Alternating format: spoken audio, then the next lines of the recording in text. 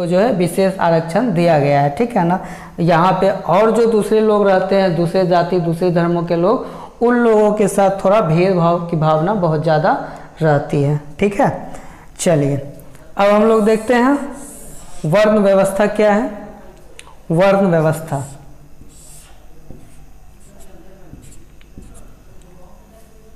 आपको पता होगा कि पुराने समय में ऋग्वेद एक है, वेद ऐसे 4 है, ऋग्वेद, यजुर्वेद, सामवेद और अथर्ववेद, ठीक है ना।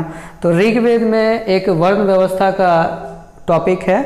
इसमें क्या बताया गया था कि 4 मुख्य रूप से वर्ण बनाए गए थे, ठीक है ना। ब्रह्मा जी की जो उत्पत्ति होती है वो 4 वर्ण से होती है, जिसमें कि एक है आपका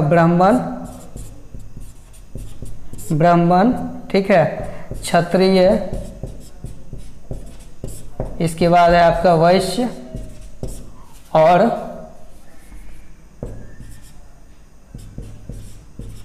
शूद्र।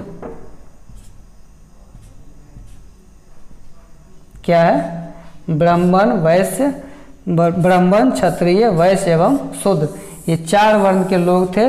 और इनको जो है काम के आधार पे, कार्य के आधार पे, कार्य शक्ति या क्षमता, ठीक है ना, कार्य क्षमता के आधार पर बांटा गया था। मतलब इनका रोजगार चलता था इसी के आधार पर, ठीक है। ऐसा नहीं था कि इनका रोजगार किसी और तरीके से चलता था। उस समय की बात है कि ब्राह्मण जो थे उनका काम होता था कि वो लोग पूजा पाठ कराते थे और उनका व्यवसाय चलता था, ठीक है ना। क्षत्रिय सेवा करते थे देश की, ठीक है। वैसे क्या करते थे? व्यापार करते थे, ठीक। और शूद्र क्या करते थे? तो शूद्र जो है अपने मेहनत की कमाई करते थे, वह क्या करते थे? खेतों में काम करते थे, मजदूरी करते थे। इस ढंग से जो है 4 वर्ण व्यवस्था का जो है शुरुआत होता है, ठीक। लेकिन हमारे देश में क्या हो गया है कि अब जातिगत असमानता बहुत ज़्यादा होने लगा है। जाति के आधार पर भेदभाव हमारे देश में बहुत ज़्यादा होता है। ऊंचे जाति के जो भी लोग हैं, तो ये जो है वर्ण व्यवस्था जो चला था, इसमें क्या हो गया कि जो ऊंची जाति के लोग थे उन लोगों का तो अभी भी बोलबाला चलता है। लेकिन प्राचीन काल में ही क्या हो गया था कि सबसे निचला जो था शूद्र कास्ट का, शूद्र जाति में जो भी आते थे शूद्र वर्ण में, उन लोगों के साथ भेदभाव होता था। इन लोगों को हीन नज़र से देखा जाता था, ठीक है। तो इस पे क्या हुआ कि जातिगत असमानताएं जब हमारे देश में आने लगी थी, उस समय क्या होता है कि इसको समाप्त करने का, इसको कम करने का प्रयास किया जाता है। और ये शुरुआत किया था डॉक्टर भीमराव अंबेडकर जी ने,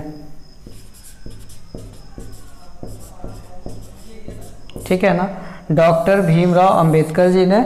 और इन्होंने क्या किया था कि आरक्षण शब्द का प्रयोग किया था हमारे संविधान में। आपको पता होना चाहिए कि इन्होंने ही हमारे देश के संविधान को लिखा था। और लिखने के बाद जो है जो भी भेदभाव होता था जाति के आधार पर, इस भेदभाव को दूर करने के प्रयास इनके द्वारा किया गया था। इन्होंने क्या किया था कि आरक्षण का प्रावधान किया था, जिसके कारण क्या हुआ कि जितने भी निचले कास्ट के लोग थे उन लोगों को भी समाज में अब क्या किया जाता है, तो बराबरी का दर्जा दिया जाता है, ठीक है। चाहे वो किसी भी क्षेत्र में हो, या फिर राजनीति के क्षेत्र में हो, या फिर समाज के किसी भी भाग में हो, ठीक है ना। तो इस ढंग से अब देखा जाए सांप्रदायिकता क्या होती है, ठीक है। सांप्रदायिकता कहता है कि जब राजनीति के आधार पर धर्म को बांटा जाता है, मतलब धर्म की राजनीति जहाँ पे होने लगती है, वैसी स्थिति को हम लोग क्या बोलते हैं? सांप्रदायिकता बोलते हैं, ठीक है। जब धर्म के आधार पर राजनीति किया जाता है तो वहाँ पे क्या आ जाती है? सांप्रदायिकता की स्थिति आने लगती है, ठीक है। आपने देखा था कि उत्तरी आयरलैंड में भी क्या हुआ था? उत्तरी आयरलैंड में यही बात आई थी। प्रोटेस्टेंट और कैथोलिक के लेके जो है विवाद खड़ा हुआ था वहाँ पे, ठीक है ना। तो इसी ढंग से अगर चाहे तो सांप्रदायिकता से जो है हमारे देश की स्थिति सुधर भी सकती है और गलत भी हो सकती है, ठीक है ना, गड़बड़ा भी सकती है, ठीक।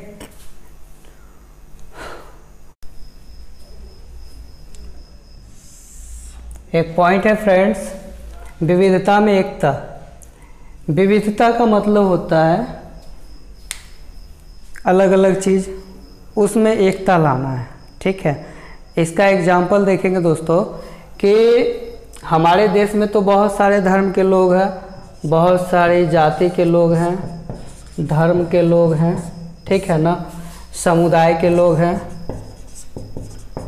ठीक, होता क्या है कि ये सभी आपस में अपना अपना जो है जातिगत असमानता, चाहे सामाजिक विभेद, वो सब बरकरार रखते हैं, आपस में सभी लड़ाई झगड़े करते रहते हैं। ठीक है, लेकिन होता क्या है कि अगर देश पर किसी प्रकार का संकट की स्थिति आती है तो उस समय क्या होता है कि ये सभी एक हो जाते हैं और उस समय उनका मजहब एक ही होता है और वो सिर्फ एक ही बात बोलते हैं कि हम सभी क्या हैं, भारतीय हैं।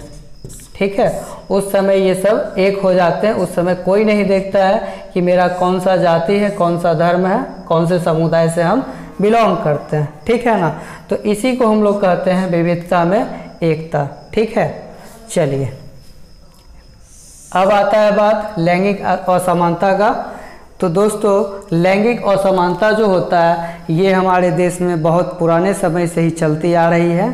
ठीक है, इसमें क्या होता है कि लड़के और लड़की के बीच में भेदभाव किया जाता है, महिलाओं और पुरुषों के बीच में भेदभाव किया जाता है। ये प्राचीन काल से ही चलती आ रही है। ये सबकी मान्यता बनी हुई है कि महिलाएं जो हैं वो सिर्फ और सिर्फ रसोई तक ही सीमित रहेंगे और बाकी के जो काम है, बाहर के काम जो भी हैं, वो सभी कौन करेंगे, पुरुष करेंगे, जो कि एक गलत धारणा है। ठीक है ना दोस्तों, क्योंकि अभी के समय में क्या हो गया है कि जिस जिस काम को पुरुष कर सकता है सेम काम महिला भी करने के लिए वहाँ पे जाती है। जिस क्षेत्र में आप देख लीजिए, साहित्य हो गया, कला हो गया, विज्ञान हो गया, या फिर अंतरिक्ष क्षेत्र हो गया, किसी भी क्षेत्र में आप देखेंगे तो महिलाएं पीछे नहीं हैं, पुरुषों के साथ जो है वो कंधा से कंधा मिलाकर चल रही है। अब बात आती है कि राजनीति में, तो राजनीति में भी जो है महिलाएं पुरुषों की बराबरी करना चाह रही हैं, लेकिन अभी भी उनको बहुत ज़्यादा संघर्ष करना पड़ रहा है। ठीक है, और ये सब कैसे संभव हुआ, तो ये सब संभव हुआ है शिक्षा के माध्यम से। शिक्षा के माध्यम से, क्योंकि अगर व्यक्ति शिक्षित नहीं होंगे तो वो समझ नहीं पाएंगे कि लैंगिक असमानता के क्या क्या दुष्परिणाम हो सकते हैं। ठीक है ना, जबकि आप देखेंगे कि कृषि में भी जो है तो लगभग 45% महिलाएं ही काम करती हैं कृषि क्षेत्र में भी। ठीक है दोस्तों, जैसे कि आप देखेंगे कि जो भी व्यक्ति शिक्षित हो रहे हैं वे अपने घरों में कभी भी भेदभाव नहीं करते हैं, महिला और पुरुषों में, लड़के और लड़कियों में। कभी कभी होता क्या है कि छोटे छोटे गांव, अभी भी जो कुछ गांव बचा हुआ है, उस गांव में क्या होता है कि लड़कियों को उच्च शिक्षा नहीं दिलाया जाता है, क्योंकि उनको पता रहता है कि लड़की को करना क्या है, पढ़ेगी, कितना भी पढ़ लेगी तो उसको घर में जाके क्या करना है, वही काम करना है, रसोई में ही। ठीक है, जो कि गाँव वालों की मानसिकता होती है, लेकिन इस मानसिकता को दूर करने का प्रयास किया जाए सरकार के द्वारा। सरकार हर संभव प्रयास कर रही है, एक से एक जो है योजना चला रही है, जिसके कारण क्या हो रहा है कि लैंगिक असमानता समाप्त होने के कगार पे आ चुका है। ठीक है दोस्तों, तो इस तरह से आपने देखा कि हमारे समाज में कौन कौन सी अच्छी बातें हैं, कौन कौन सी बुरी बातें हैं। ठीक है, उम्मीद करता हूँ आप लोगों को ये चैप्टर बहुत ही मज़ा आया होगा पढ़ने में। धन्यवाद।